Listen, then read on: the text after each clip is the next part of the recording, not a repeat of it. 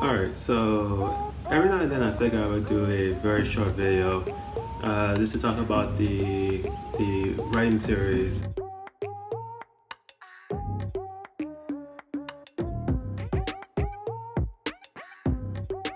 And today is going to be on the poetry section because I find the poetry section to be, the poetry interviews to be quite interesting.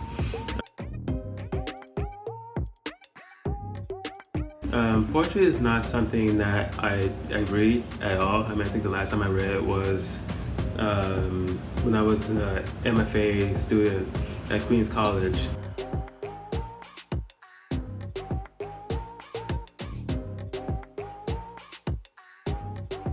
And my MFA program was a combination of fiction, nonfiction, and poetry, and so we had all three. But I did a lot of poetry when I was there. I was going for, of course, fiction, and then before that, for my bachelor's in Georgia State, there was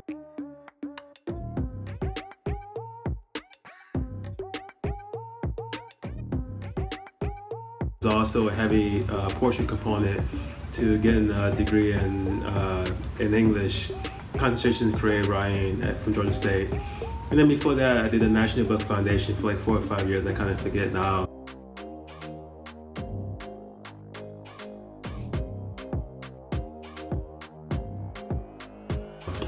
And I was extremely heavy with poetry. And I did that from like 19, 20, I think, and then like maybe 22 and 23, something like that. But I know it was like at least 4 years, maybe 5, I think it was 4 years. So I actually had a lot of poetry. I studied a lot of poetry up until I was basically 31 when I graduated from my MFA. And then after that, I didn't really look at poetry again from 31 to basically like 4 months ago, like 3 months ago, something like that. And poetry is very interesting because when you read it, as many of the poets are saying, you have to read it more than one time. You have to take your time with it, and this is true.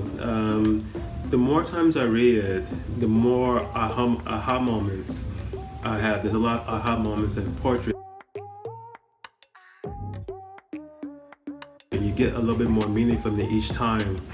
And it's actually pretty cool when you do that. And actually putting together videos, poetry is one of the more fun ones because it uses a lot of strong images in it. And there's tend to be a lot more emotions than you find in the excerpts for the prose. I enjoy the prose ones too, but the poetry are more compacted emotionally in the lines. And so they're really fun to find images and music with.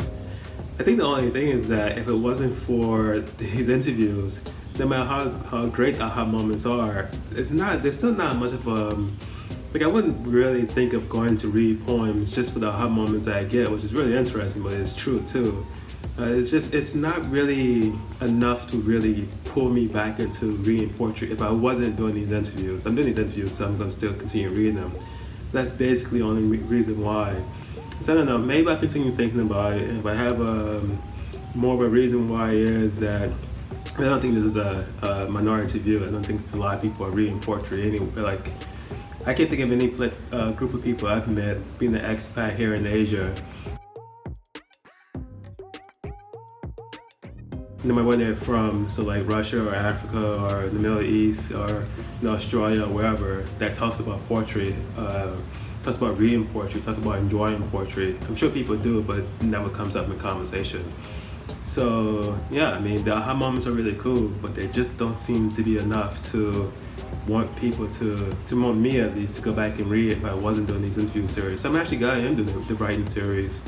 It gives me a reason to read poetry, and I think probably that might be a part of what I think about the reason to read poetry, and perhaps what it was in the past, and then why it doesn't really exist today. And that's it. All right, thanks.